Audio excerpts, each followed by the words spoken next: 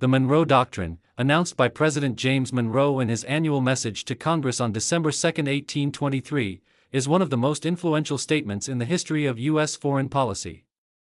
At its core, the doctrine asserted that the Western Hemisphere was no longer open to future European colonization or political interference, and that any attempt by European powers to exert control over nations in the Americas would be considered a hostile act against the United States. At the same time, Monroe emphasized that the United States would respect existing European colonies and would not interfere in European internal affairs, creating a clear boundary between American and European spheres of influence. The doctrine emerged at a time when newly independent Latin American nations were vulnerable to recolonization, and European powers, particularly Spain and France, were showing interest in reasserting control.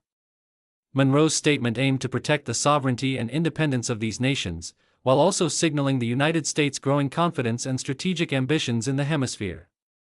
Although initially it was more a policy declaration than an enforceable law, the Monroe Doctrine became a cornerstone of U.S. foreign policy throughout the 19th and 20th centuries.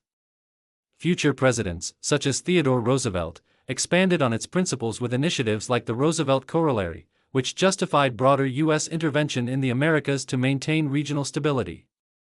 Over time, the doctrine helped shape U.S.-Latin America relations, influence Western Hemisphere geopolitics, and assert the United States' role as a dominant power in the Americas, laying the groundwork for modern American diplomacy and hemispheric strategy.